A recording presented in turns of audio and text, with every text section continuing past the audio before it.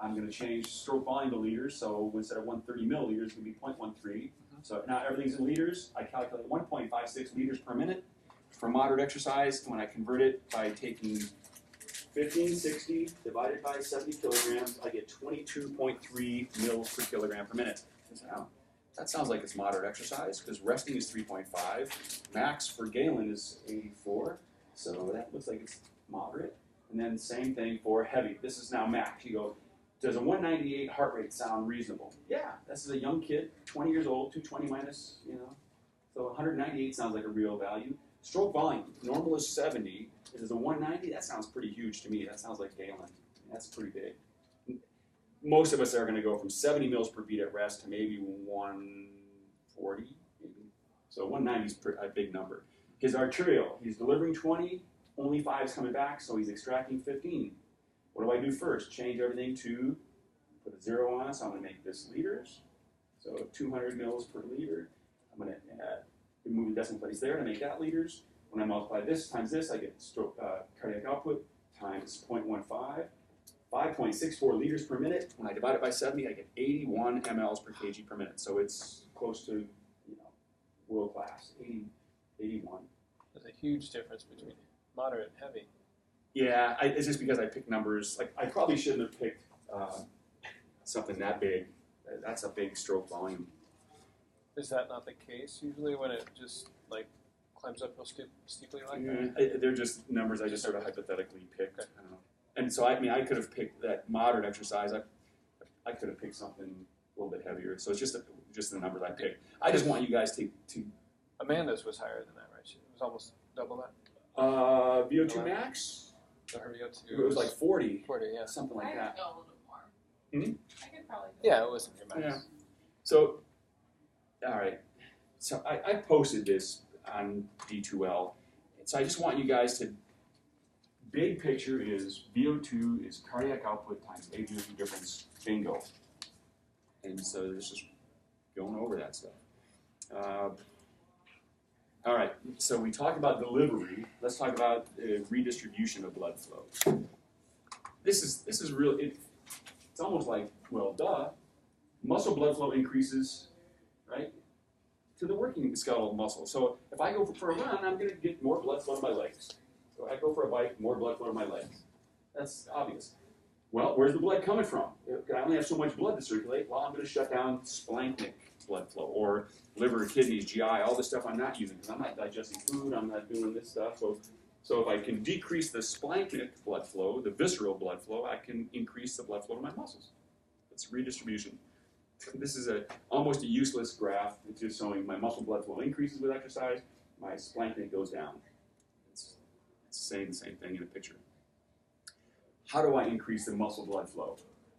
Well, right now I said you guys are vasoconstricted to some extent. You have vascular tone. So if I just withdraw that, things are going to open up. So as soon as you guys stand up and start jogging, you withdraw that. Your arterioles are just they're going to relax some of that tone, and that's going to open things up. So that's good, especially with, you need the blood in your muscles.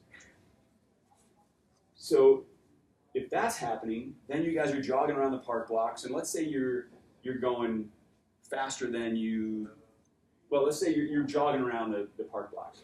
Not only did you withdraw some sympathetic vasoconstriction to open up some of those blood vessels so you get the muscle blood flow, autoregulation is the term they use for things happening at your muscle. So you're jogging around the park blocks, your oxygen tension's going down, your CO2 is going up, your pH is going down. Things are changing at your muscle that are saying, like for example, CO2 is, let's say you're jogging around the park blocks and your CO2 levels are going up. That's going to impact your blood vessels. Your blood vessels are going to open up because it's happening right there at the blood vessel. It's not the nerves, it's auto-regulation. It's happening. Vasodilator substances like adenosine and nitric oxide, those things are elevated with exercise right at the muscle level, so you're going to open up those blood vessels. pH, if I'm running up Terwilliger and my pH is going down in my legs, that's going to open up it's going to be an auto-regulation. I'm going to open things up. Yes? Now I'm a bit confused about when you start exercising, you said the parasympathetic is withdrawn. That for the heart. For the heart rate. Yeah, because remember, the vagus nerve is parasympathetic and is putting a brake on my heart. So as soon as I get up and start jogging, I withdraw that brake, so my heart rate goes up. Mm-hmm. But when I'm talking about my arterioles, instead of having a brake, you can almost think at the arterioles in my leg muscles, the brake isn't my vagus nerve, it's my sympathetic nervous system is causing the smooth muscle around my arterioles to constrict a little bit. Not a whole lot, but just think of it as tone. You guys are resting now. You don't need a whole bunch of blood flow going to your legs. So how do you keep all of your blood from going down to your legs? Well, you've got some tone that your sympathetic nervous system is kind of squeezing your arterioles. The smooth muscle in your arterioles is constricted to keep your blood pressure up. Right now, if you guys, if we could somehow withdraw all your sympathetic tone from your arterioles, your blood pressure would just crash. Because you only have 5 liters of blood, you guys would just go into shock.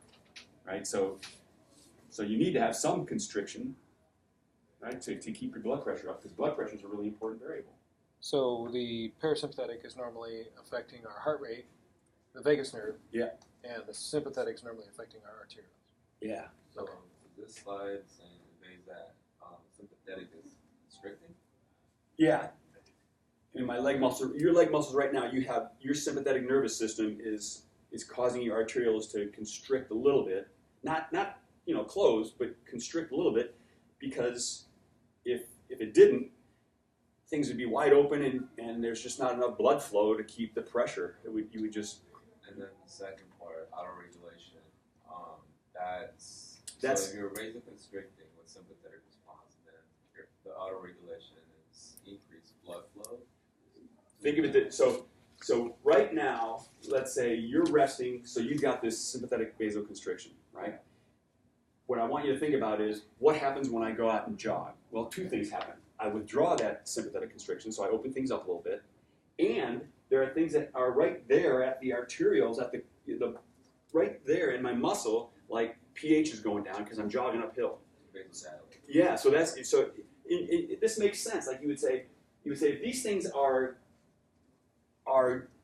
if these things change with exercise, you would think that would be a good signal to tell the arterioles to do something, right? Like, so if here's a good example. Let's say pH.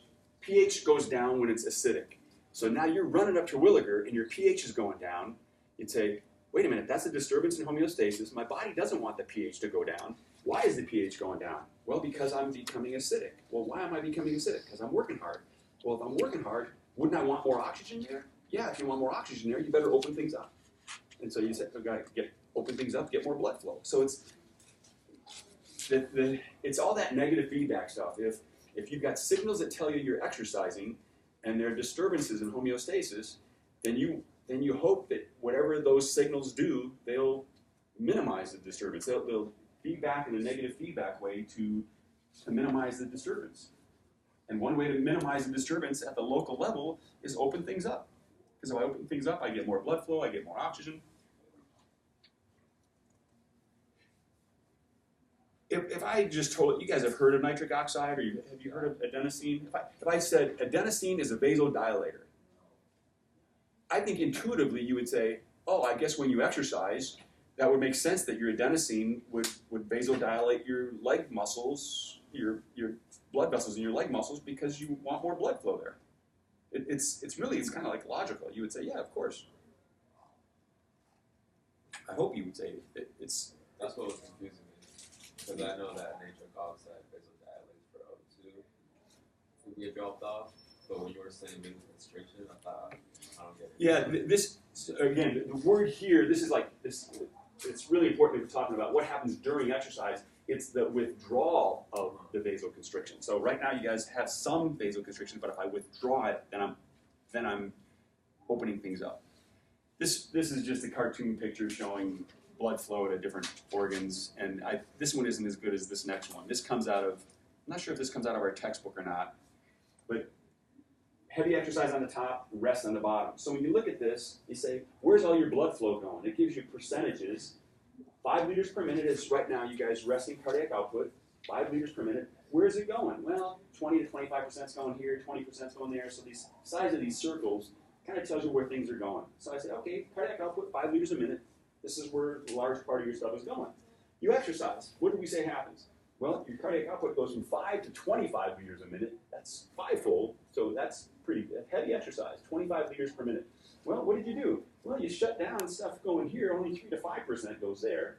Your heart's still getting some, because your heart's needing, but kidneys is going down. So you look at the muscle's getting 80 to 85%. The size of this circle is 85%, versus at rest it was only 15 to 20%. So in a picture form, it's saying when you exercise heavy, you're sending the blood to the muscles, and you're shutting it down here.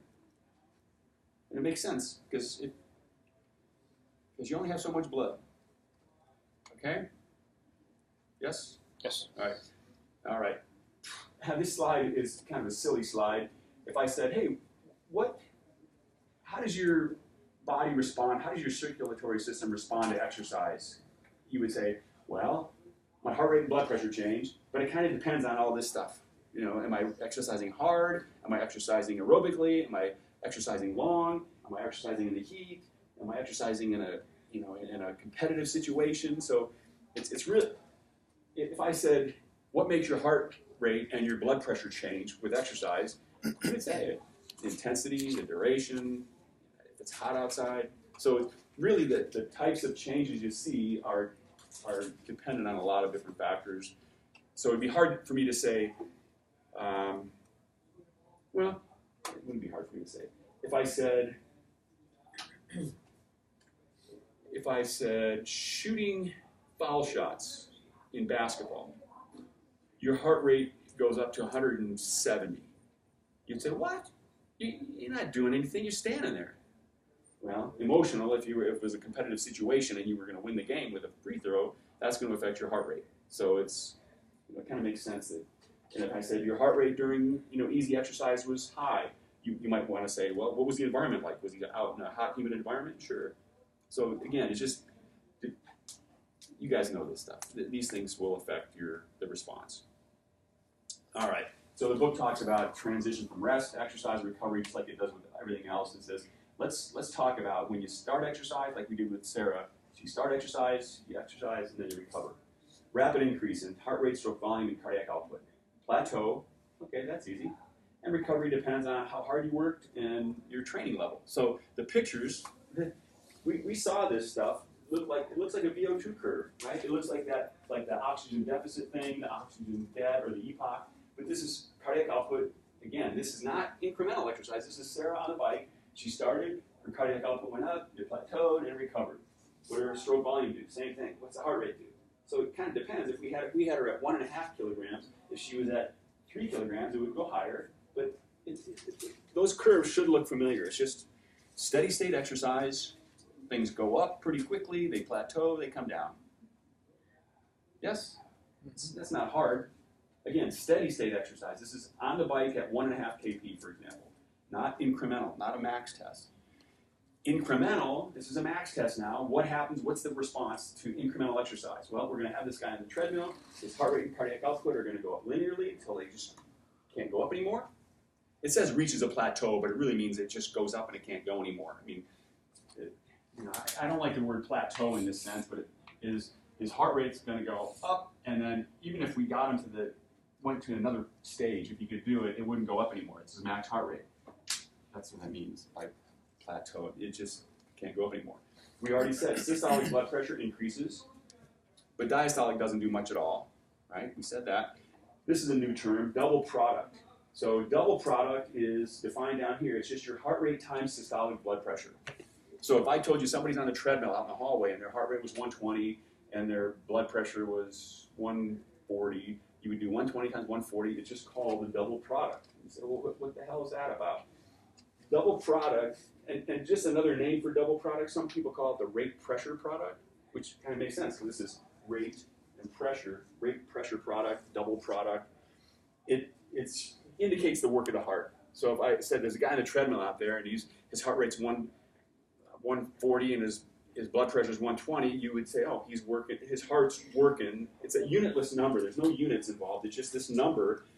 But if I gave you another guy out there and standing next to him on a treadmill and his heart rate was 180 and his blood pressure was 150, his double product's higher, you would say, oh, his heart's working harder. That's basically what it is. It's kind of like if you could take a nose clip and a mouthpiece and put it on your heart. It's related to the oxygen uptake of the heart. But you don't have a nose clip and a mouthpiece for your heart, so they use double product. It's more nice to know than need to know. Where you'll see this is in a cardiac rehab article. So you read a cardiac rehab article, or you're working in a cardiac rehab place, and let's say I have a heart attack, and then I recover from my heart attack, and then 3 months later, you guys are going to give me a treadmill test.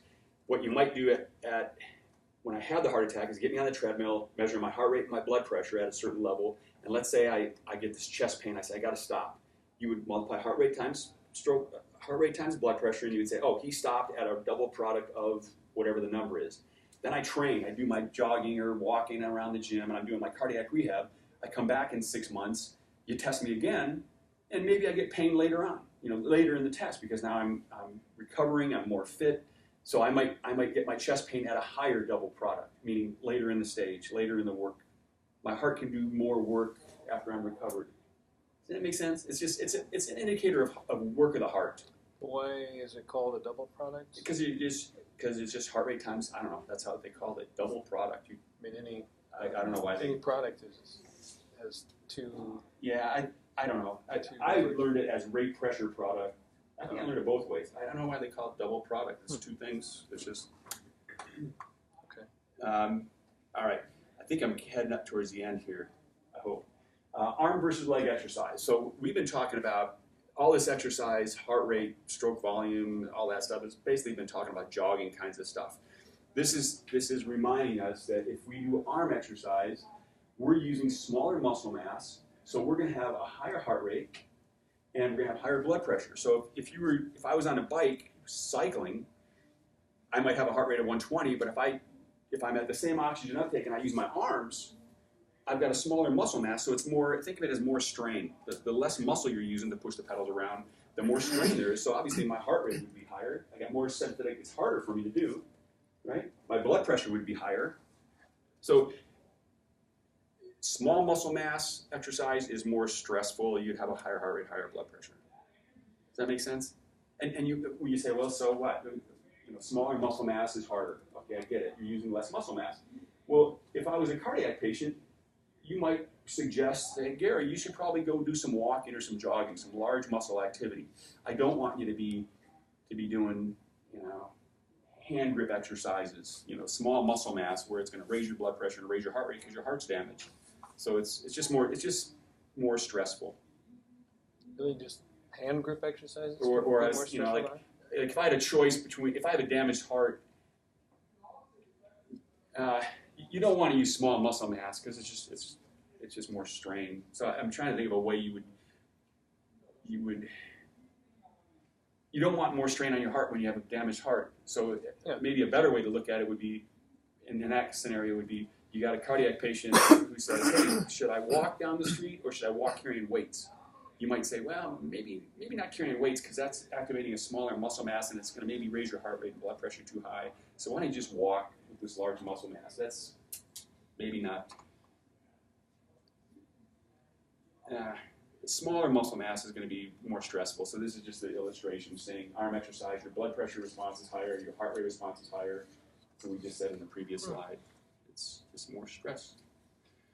Prolonged exercise. What about long duration exercise? So we're talking like hours. So cardiac output, you maintain your cardiac output. Over the course of time, there's going to be an increase in heart rate and a gradual decrease in stroke volume. So what we're talking about is, remember we did this, we said, hey, when you exercise, you start here, your oxygen uptake goes up and it steady stays. And we said it can creep up in a hot environment, at drift. Well, this is saying during long duration exercise, my heart rate, I'm going to get on the bike and start pedaling at 2 kilograms, and there might be a slight increase in my heart rate over time, right? If this is going up and this is staying the same, then this is going down. So it's heart rate times stroke volume is cardiac output. During an hour's worth of exercise, my cardiac output is going to stay maintained, but I might beat faster because I'm beating less per beat. I'm ejecting less. And it's called cardiovascular drift. So it's a drift, right? My heart rate is kind of going up. It's due to dehydration and increased skin blood flow. So I'm exercising for a long period of time. If I'm dehydrating, I've got less blood, so I've got to pump faster. And if I pump faster, at the same cardiac output, my stroke volume goes down. This is kind of showing cardiac output's being maintained, stroke volume is going down over the course of, 90 minutes, heart rate's going up. It's, again, kind of a cartoonish looking thing. But obviously if my heart rate's beating faster and this is beating less per beat, that's going to maintain. This slide was actually my real data. So years ago, I don't know how many years it was, I wore the heart rate monitor, got on this cycle in the lab, and wrote it at, I don't know, maybe 2 or 2.5 kp. So each one of these lines is a workout over the course of an hour. And I downloaded it to Excel, and I said, let's do it tomorrow, let's do the next day. I don't know how many lines there are, 1, 2, 3, 4, 5, 6, 7, 8, maybe 10. And then the red line is just the mean of all those. And so it's basically illustrating when I ride the bike for an hour, didn't change the resistance, just kept it there and did 50 RPM. My heart rate went up. This is heart rate. So that's kind of a cardiovascular drift over the course of an hour. Didn't change the intensity, right? All right. So what? It's interesting because you could hypothetically get your heart rate up to your max, or yeah, I don't know if it beyond. I mean, beyond your expected max, and that would be really bad. No, you can't go past your max. Don't ever say you can. It's like saying my max bench press is 200. Can I go past 200? No, that's my max. Well, I changed it to your expected max because the 220 minus age. Yeah, because you're getting into dangerous territory if you get too dehydrated and your heart rate's just I don't know your heart's just racing. Yeah, well, if I went for hey, what's that? Good. How you doing? I don't know how high it would go up. But it's just knowing that. Especially in a hot, humid environment, if I was really sweating, you'd think the slope would be higher. So it's just something that normally occurs. It's called cardiovascular drift. So that's just going back to what happens to your cardiovascular system in a prolonged exercise bout. Okay, this is important. This is putting everything that we've just talked about. You say, what happens during exercise? And unfortunately, the arrows are kind of hidden here, but you can see during exercise, I increase the blood flow to my muscles, I increase the delivery, right? Cardiac output and blood flow, those are the two major things. How do I increase my cardiac output? I beat faster. I beat more blood per beat. How does this happen? Well, my sympathetic nervous system accelerates my heart rate, right? If I increase my venous return, that increases stroke volume, right? Deeper breathing is one thing that helps increase, right? We said that respiratory pump, when I breathe, intrathoracic pressure is decreased, so I'm sucking blood back into my heart, into my thorax. Skeletal muscle is massaging. That's pushing stuff back up the veins. Blood flow. I vasodilate. I've got metabolic vasodilation, or you can call it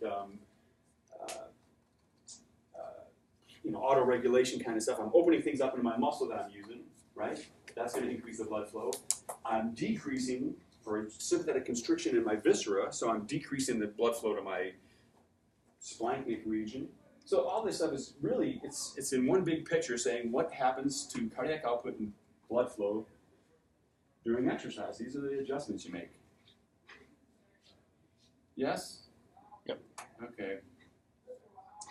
All right, this is near the end. This is now a summary of cardiovascular control. So we talked about how things change. Now what controls how things change? This is just like the respiratory system. We talked about, and I don't know if you guys remember this, we said you got a respiratory control center in your medulla. When I go out and run, my brain says, recruit a bunch of motor units. Some of that information spills over to my respiratory system and I breathe faster and deeper. Then I'm exercising and I get feedback from my muscles. Same thing.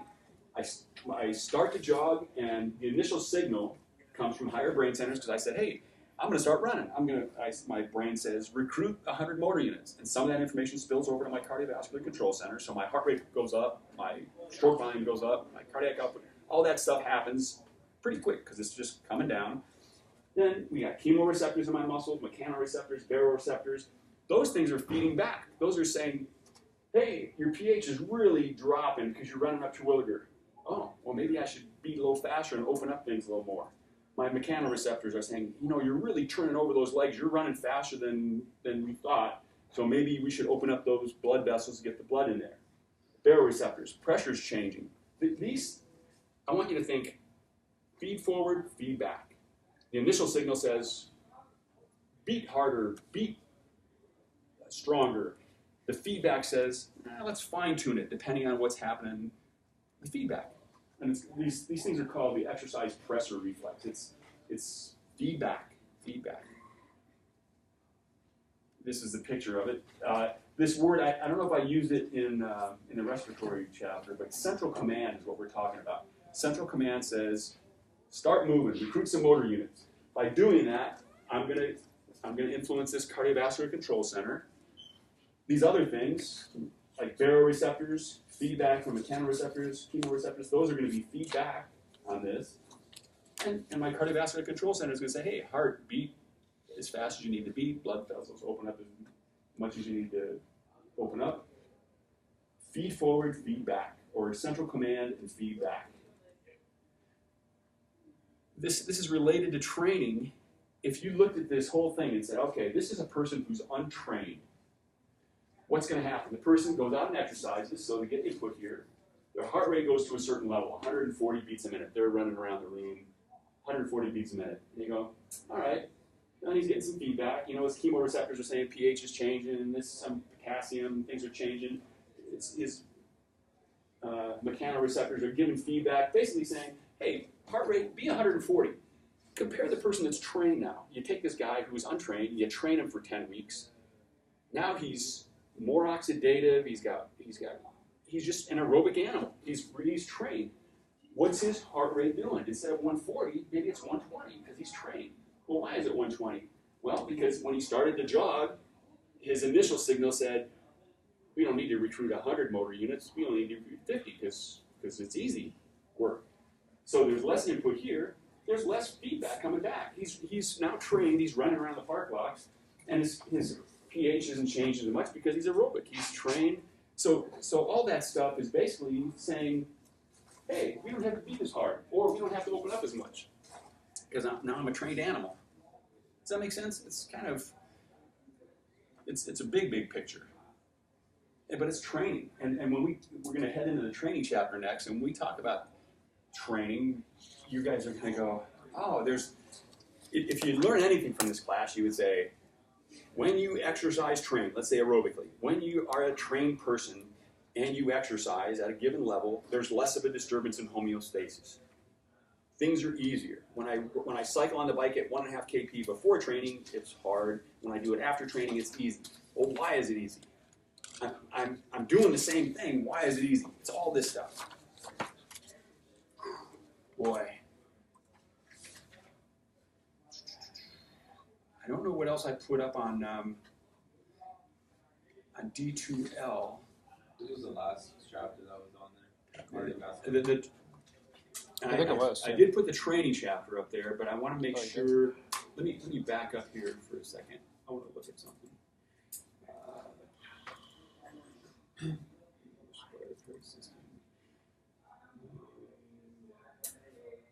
Let's see this one.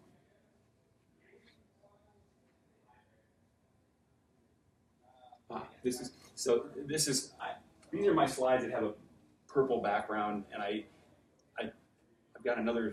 I've taken all the purple off so you guys can print them out and you don't have all this purple showing up, but I want you to look at. We did this. We talked about blood pressure.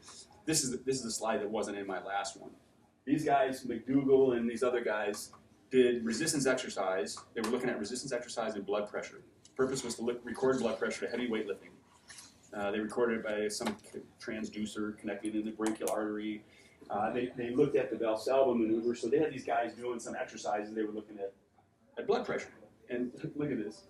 Exercises included, you can look at all these exercises. Performed to failure at 80, 90, 95, 100% of maximum. They measured systolic and diastolic blood pressure. And the greatest peak pressures occurred during double leg press. Look at these blood pressures. Normal blood pressure is 120 over 80, and we're talking about 320 over 250 or 480 over 350. Wow. That's pretty incredible. I put this up here because when I first saw that, I went, holy cow. Your heart's, if my heart has to do this amount of pressure, what do you suppose is going to happen if I do this exercise often enough? What's going to happen to my heart muscle? This is basically weightlifting for the heart, right? I mean, I'm having to work really hard. That ventricular wall should really get thick, right? Yes? So I'm going to draw a heart. You guys watch me draw this. If I said normal heart looks like this, here's the intraventricular septum. So here's left ventricle, right ventricle. I didn't draw that atrium, but there's left ventricle right here, left ventricular wall. Mm-hmm. If I weightlift, I'm going to get a thicker wall, right? Yeah. Because it's hypertrophy. I'm training that heart muscle. I get a bigger heart because I'm getting a bigger muscle. I'm going to ask you this. Let's see if you can figure it out. This is a result of weightlifting, right? I've got this now because I'm working against this hard pressure. My heart's been weightlifting. What if I said, here's my normal heart again. What happens with aerobic exercise? What I had up earlier was pressure overload. This is pressure overload. And I got hypertrophy of the heart because I got thicker wall. What about aerobic exercise? What kind of overload do you get with aerobic exercise? You don't get the same pressures because I'm not lifting weights. What's happening when I do aerobics? What's happening to my volume? It's a volume overload, right? When I go jog, I'm getting bigger end diastolic volumes, bigger. I'm getting a volume overload instead of a pressure overload. So the adaptation wouldn't be to increase the wall size. It might be to increase the ventricle size. So I get a big. What I'm trying to say is, I've got two people in the hallway. They both got bigger hearts than normal. I've got three people now. They got bigger hearts than normal. One guy's got congestive heart failure, so his heart's big and he's going to die, so let's leave him alone. The other two guys got big hearts, but one guy's got a bigger heart because he's got a thicker wall. Another guy's got a bigger heart because he's got bigger ventricles. You would say the bigger ventricles is the aerobic guy, the bigger wall is the weightlifting guy. Does that make sense? Yeah. Okay.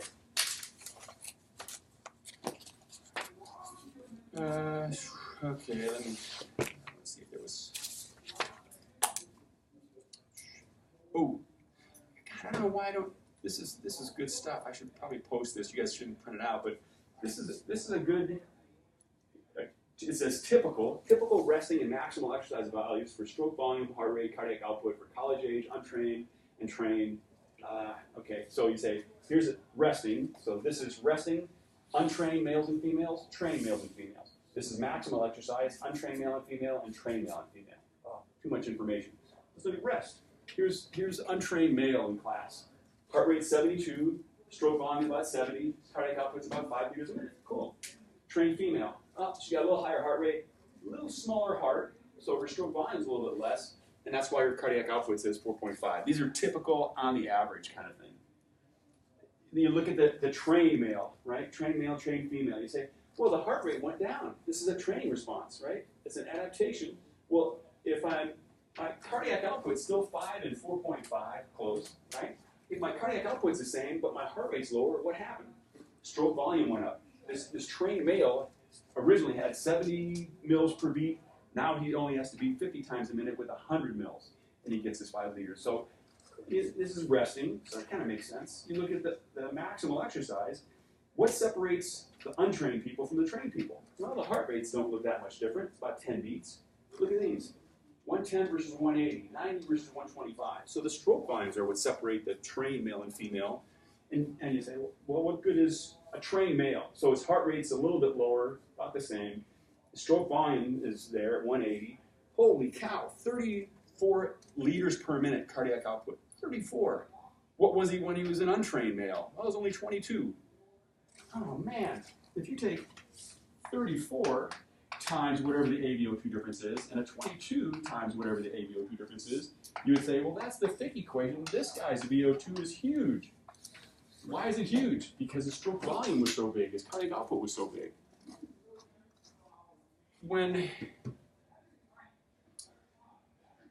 Does that make sense that I did up here? When I say, I didn't mention this when we talked about AVO2 difference, but let me do this. Here's the Fick equation again. VO2, I'm going to write VO2 max equals my heart rate max, I'm going to put max on each of these, times my stroke volume max, right? And this, we know, is my cardiac output max, my maximal cardiac output max.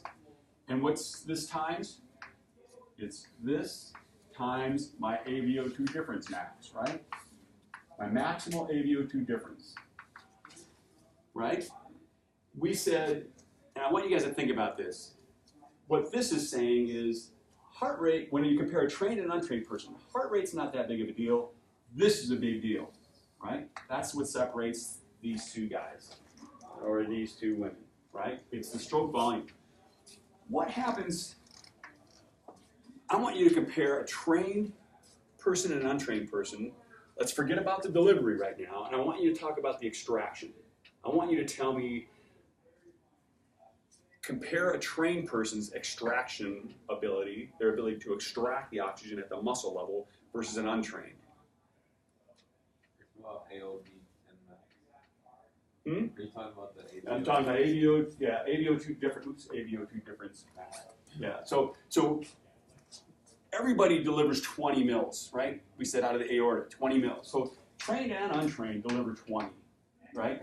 Here's a trained person, here's an untrained person. So they're delivering the same amount. It's just 20.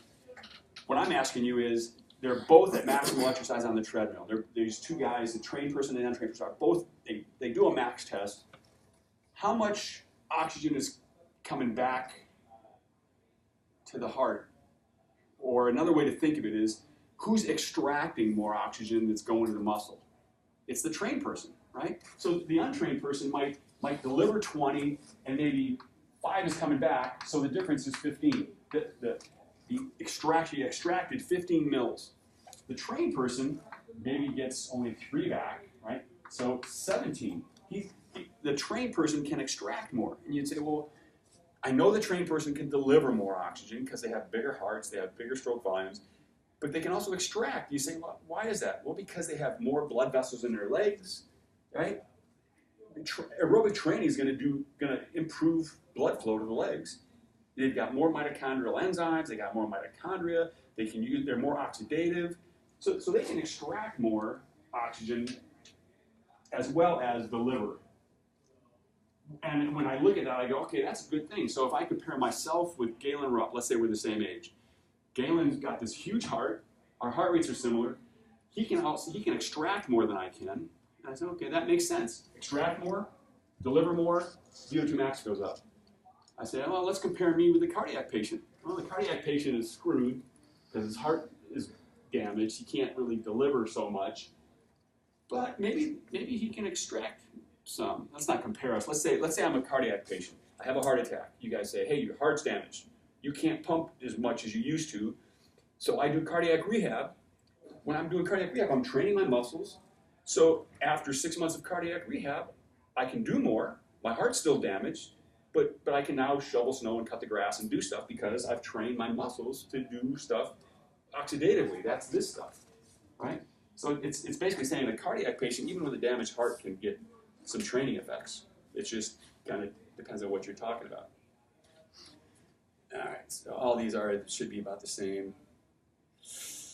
I should really stick with these pictures because some of these didn't show up. And I don't know why. We've talked about all this stuff. Okay, sorry you guys. I'll let you go in a second.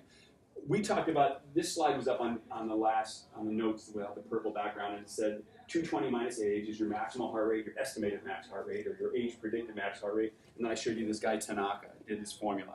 I wanted you guys to know that there's other people, Tanaka did this one, then there's some other labs. You look at these formulas, 206.9 times 0.67 times age, or this times age squared. You look at this times age minus that times age squared. So there's other formulas out there, and I don't know of anyone who uses these, but there's just tons of people trying to say, how can we get better than 220 minus age? These guys said, well, I guess if we do age and we do age squared, it'll be a better formula. And the only thing I saw when I did this, is Tanaka's is pretty much the same as 220 minus age. These formulas, you look at the error, it says plus or minus about 5 to 8 beats per minute, or plus or minus about 2 to 5. So you say, hey, you know, the 220 minus age, the error is about 10 to 12 beats, so why don't we use this one? Because this has got less of an error. Well, it's because you got to take 0.007 times h squared, and it's just harder to do, so you don't see this very often. But people have tried to improve the 220 minus h formula, and we still use it. Okay. I think didn't show this one up either. This is double product. We said it was systolic blood pressure times heart rate. This is showing rest, exercise at different intensities. Heart rate's going up, right? Blood pressure's going up. Then you get this big ass number here, like 13,000, 22,400, 30,600, 42,000. Again, no units. It's just you would use that if you were using cardiac patients, and you might say, hey, your double product was 22,400 when you got chest pain. And I think that's it. Let me. I know you guys are tired and fatigued. I'm gonna go. I'm gonna stick with going another. I got 11:12 right now. I'm gonna go 11:20. No, it's fine. Huh? Yeah. It's just that dirty look. Like, because you got 6 minutes. Chop chop. All right. All right. Let's see. Summer. Exercise training notes. Some of this stuff is pretty easy. Okay. Big disclaimer, or where this chapter's heading. They talk about training, and they talk about it in two ways. They say, what's the effect of exercise training on VO2 max? And we already know that VO2 max isn't the only thing that is important. There's improvements in exercise performance that you can get that have nothing to do with VO2 max, right? Does that make sense? Like, if I become a better marathon runner, maybe my VO2 max hasn't changed from training. Maybe it's my ability to thermoregulate or handle lactic acid. So it's basically saying, let's talk about training effects on VO2 max. Let's talk about training effects, basically aerobic training on performance. And then they do a little bit on strength. They don't do very much on strength. But this is kind of what they're, think about training effects on VO2 max and other stuff. Okay, so this is where we started. We said exercise is a challenge to homeostasis, and you say, what do you mean? Well, we've got all these different things that are changing: temperature, arterial blood pressure, PO2, pH and lactate, glucose, PCO2. So all these things are a challenge to homeostasis. I exercise and think all these things are happening, and my body says, oh, crap, it's a challenge to homeostasis, it's a disturbance. I don't like being disturbed. I go out and exercise tomorrow. Doggone it, he's doing the same thing again. I go out and do it the third day. Body says, I'm doggone it, the guy keeps doing this. So what's the adaptation? The adaptation is going to be something, and a lot of these things that say, let's change how the body handles this stuff, make it easier. So now when Brodowitz goes out after 10 weeks and he goes out and does the exercise, the temperature doesn't change that much. He would say something like, hey, after training, I become a better sweater. I sweat more. I sweat a more dilute sweat. I evaporate my sweat better. That would be a good thing. That would make this challenge to homeostasis less severe because it's a training adaptation. pH is a big one. You look at pH, you say, God, when he was untrained, he went out and ran up to Williger. His pH dropped. His lactic acid levels were high. It really sucked. He did it for 10 weeks, 20 weeks. He's now this aerobic animal. He's got more blood capillaries. He's got more mitochondria, more enzymes. He's a better fat burner. The pH changes less. There's less of a change in homeostasis. That's a good thing, right? All right. So that's just a reminder of what we're talking about when we talk about challenging homeostasis and how the body adapts. You guys have seen these before, I'm sure. Principles of training, the overload principle, or some people call it progressive overload, right? You lift weights. You get stronger when you lift heavier weights and you reach a plateau, but if you overload the system, you get stronger. So you guys know the overload principle. Specificity, I think you should know. Training effect is specific to the muscle fibers and the type of exercise you do. You want to become a better fast runner, you run fast. You want to be a better weightlifter, you lift weights. You want to be a better swimmer, you swim. Right? So there's all kinds of training specificity. So the specificity principle is important because you don't want to train I wouldn't want to train, or I wouldn't want to test Usain Bolt on a cycle ergometer, basically, right? I would test, Lance Armstrong on a cycle. I would test Michael Phelps in the pool. What is that? Yeah, it doesn't bother me. Make sure that like It just, nothing's I didn't know if it was an alarm. Yeah, it's not like a fire alarm. So, Is it an alarm? I don't think it's an alarm. Nobody's turning on the halls. All right, so it sounds like an old-fashioned alarm. So specificity principle. You can even, I don't have this down here, but you would say the training adaptations you make are specific to the types of training you do. It wouldn't make sense to test people on a bike when they're training by running, right?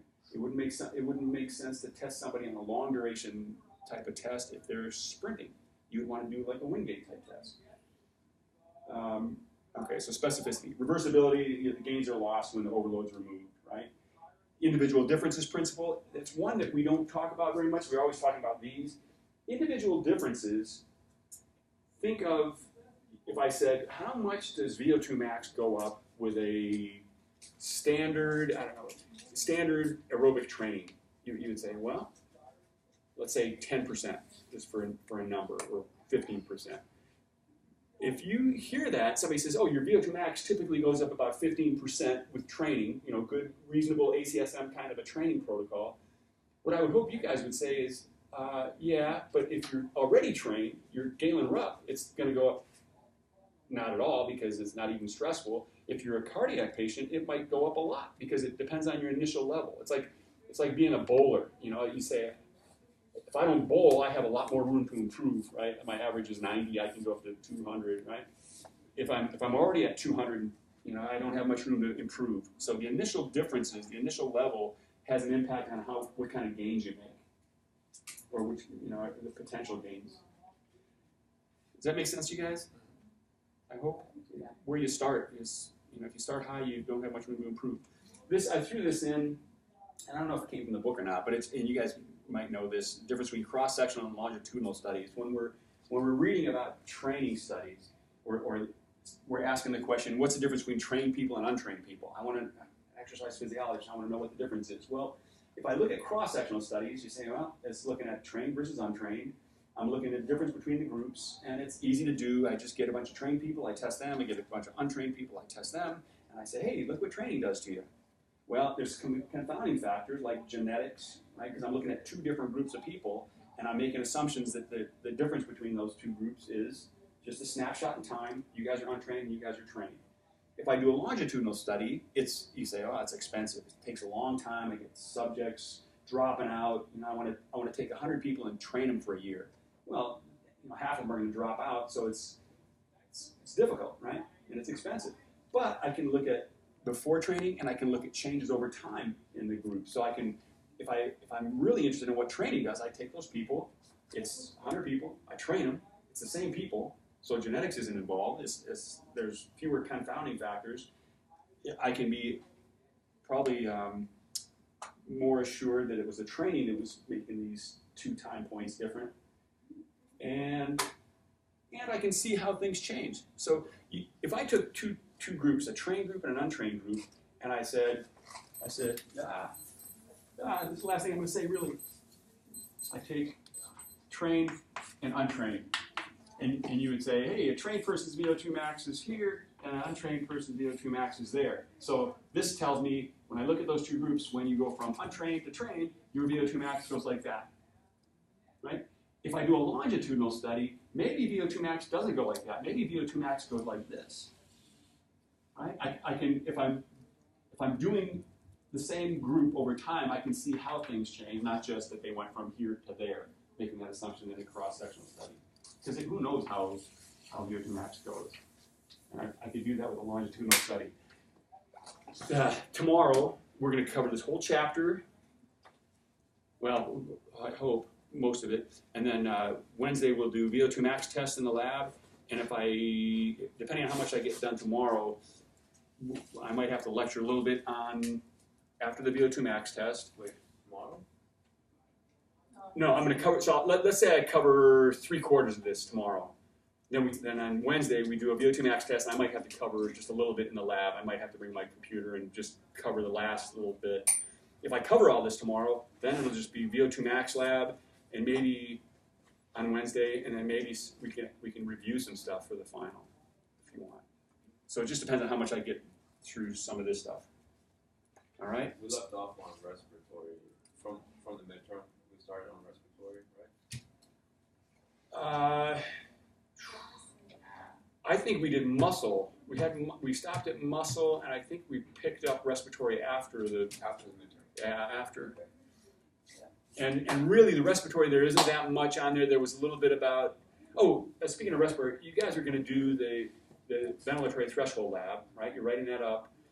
And I was thinking about it today. What's the introduction? The introduction is, it's not like the other lab with the deficit and debt and all that kind of stuff. The ventilation lab is kind of like the lactate threshold, ventilatory threshold. We can use it for training purposes. We can measure people on a treadmill and give them advice on where to train. So it should be a little bit easier to say what the significance of the ventilatory threshold is. It shifts to the right with training. It can be a training marker. We can prescribe training. I hope that makes sense. So it should be an easier introduction. All right. You guys are going to be glad this class is over. Just because of the time. Hmm? Just because of the time. Like, if this class was like at noon, it's perfect. And then people eat lunch and then they fall asleep after, right? I like it this early. Then I can just. Maybe if I lived like in the area, so then I could like sleep at least until like 8. How long does it take you to get here? Well, I leave my house at